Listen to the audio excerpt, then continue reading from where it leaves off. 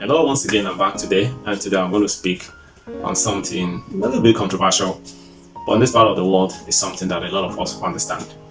Okay, we'll call them Mammy water, we'll call them witches, and all that.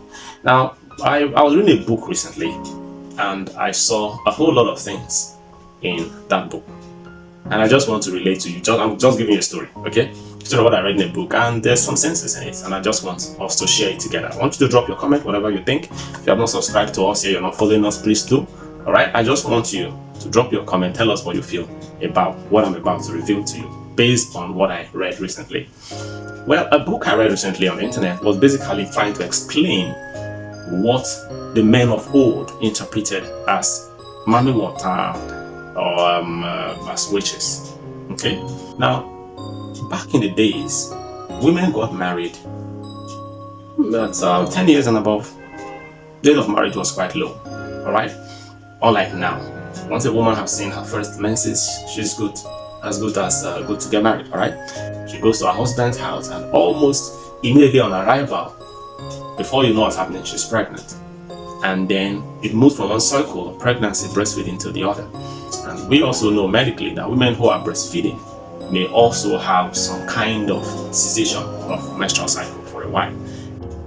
As women who back in the days saw their first menses, got married, and then before too long they're pregnant, this issue of menstrual cycle we know today wasn't really known back then, because the average woman, there was no birth control pill, there was no family planning, so the average woman actually moved from one circle of pregnancy to the other.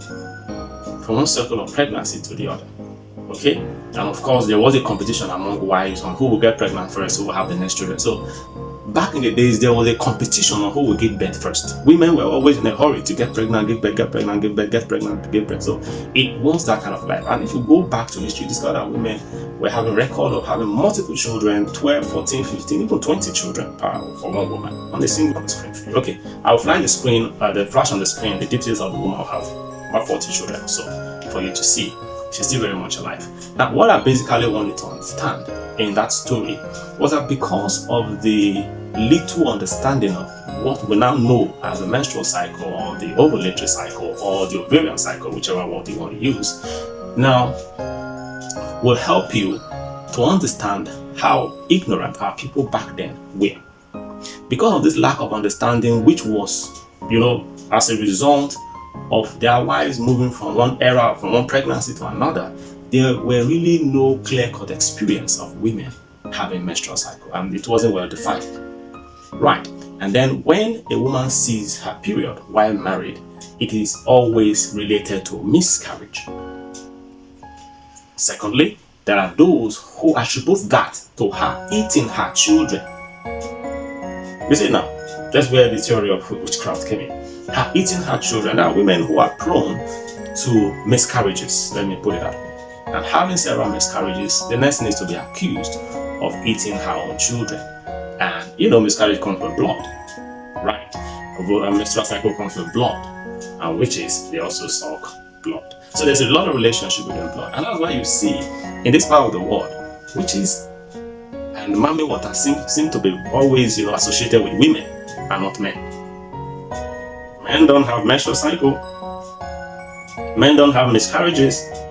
All right, so this is how the book tried to relate it, saying or claiming that what a lot of African attributes, or how the theory of witchcraft became very pervasive, have a lot, or have certain things to do with misunderstanding of the female menstrual cycle.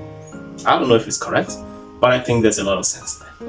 Okay, now, how does the Mammy water stuff come in? It is also the menstrual cycle. Now, back in the days also, there were no pipe-borne water. If you need water to wash, you go to the river.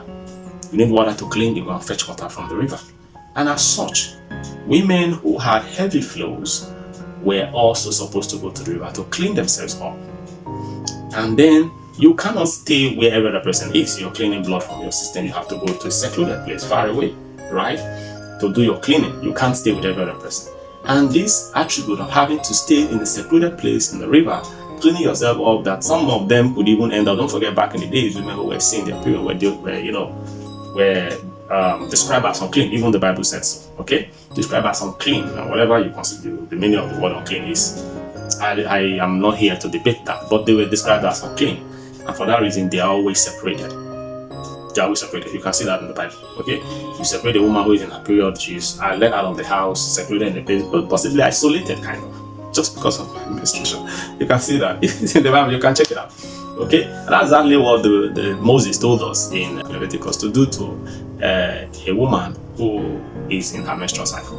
Okay, she's isolated from the house, and where she sits, if another man sits on it, the man becomes unclean. Right, so this alone tells you a lot of the misunderstanding.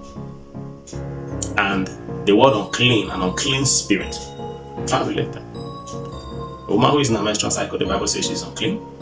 And where she sat, if a man sits on it, the man becomes unclean. If another person sits on it, the person also becomes unclean. I'll flash those scriptures on the screen so that you see them.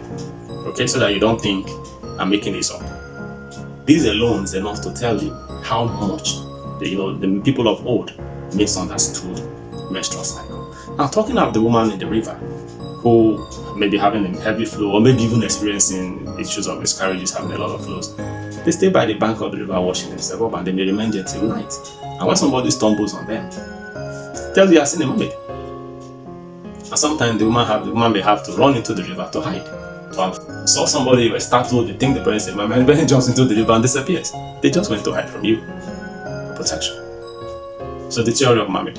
Now, so this is exactly what I read recently, and it's a lot deeper than this, but this is basically just a little explanation. The few stories I just want to tell you, so that we'll have some understanding of what these things may really be. I'm not saying that's what they are, okay?